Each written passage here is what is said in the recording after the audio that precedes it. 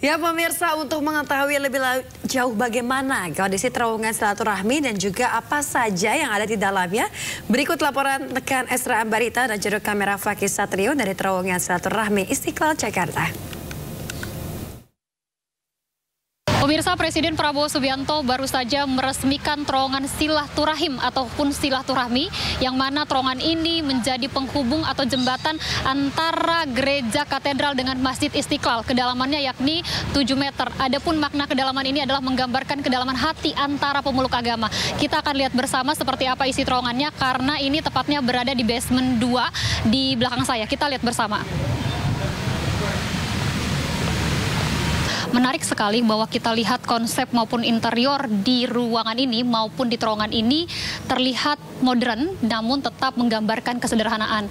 Satu hal yang menarik juga bahwa di sini ada gambar tangan bersalaman.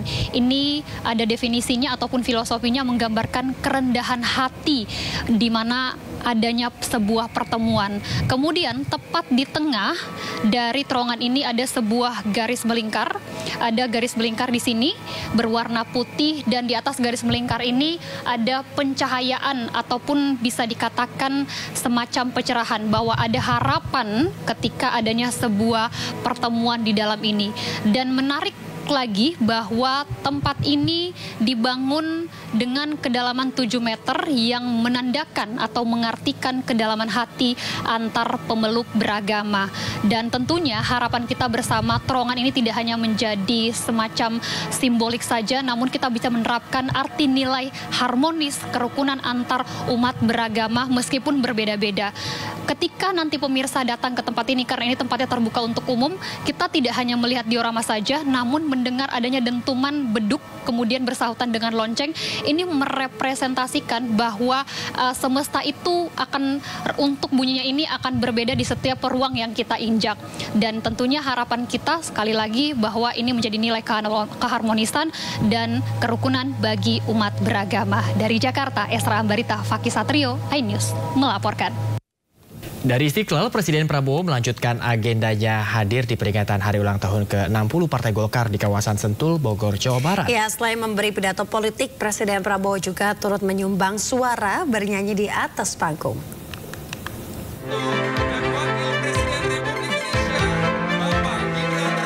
Presiden Prabowo Subianto bersama Wakil Presiden Gibran Rakabuming Raka menghadiri acara peringatan hari ulang tahun ke-60 Partai Golkar di Sentul, Bogor, Jawa Barat. Turut hadir Ketua MPR RI Ahmad Muzani dan Ketua DPR RI Puan Maharani. Namun Ketua Umum Partai Golkar Bahlil Lahadalia sempat salah menyebut jabatan Ahmad Muzani dan langsung dikoreksi Presiden Prabowo. Yang saya hormati Wakil Ketua MPR, abang saya Bang Muzani, terima kasih. Yang juga adalah Sekretaris Jenderal Partai Gerindra. Oh, mohon maaf, Ketua MPR RI. Dalam pidato politiknya, Bahlil mengkritik pelaksanaan Pilkada 2024 yang memiliki ongkos politik tinggi. Yang hampir suaranya semuanya sama. Kok pilkadanya kosnya tinggi ya? Setelah pilkada, sekarang mulai kita mengatakan saling menyalahkan antara satu dengan yang lain. Ada yang merasa bersih dan yang lain kotor. Ada yang merasa membawa institusi A, institusi B ikut intervensi. Saya ingin mengatakan kepada kita semua di sini, sebagai sesama anak bangsa, Golkar berpandangan tidak untuk kita saling menyalahkan antara satu dengan yang lain. Selain dihadiri Presiden dan Wakil Presiden, HUT ke-60 Partai Golkar juga dihadiri jajaran Kabinet Merah Putih hingga tokoh-tokoh nasional. Namun Ketua Umum PDI Perjuangan Megawati Soekarno Putri dan Ketua Umum Partai Nasdem Surya Paloh tidak hadir dalam perayaan ini. Sebelum meninggalkan acara, Presiden Prabowo sempat naik ke atas panggung dan turut bernyanyi bersama unsur pimpinan Partai Golkar.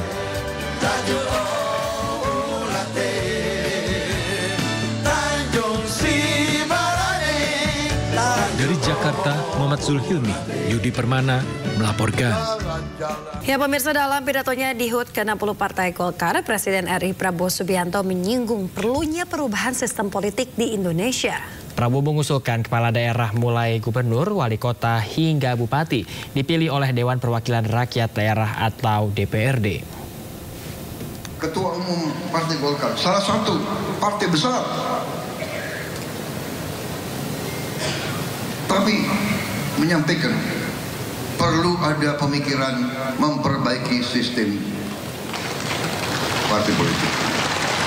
Apalagi ada Mbak Puan, kawan-kawan dari PDIP, kawan-kawan partai-partai lain, mari kita berpikir, mari kita tanya, apa sistem ini berapa puluh triliun habis dalam 1-2 hari dari negara maupun dari tokoh-tokoh politik masing-masing. Ya. Saya lihat negara-negara tetangga kita efisien, ya, Malaysia, Singapura, India. Sekali milih anggota DPRD, sekali milih, ya sudah, DPRD itulah milih gubernur, milih bupati.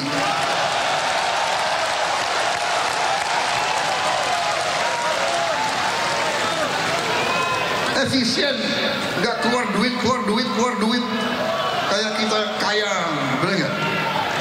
Uang yang bisa beri makan anak-anak kita, uang yang bisa perbaiki sekolah, uang yang bisa perbaiki irigasi, uang yang bisa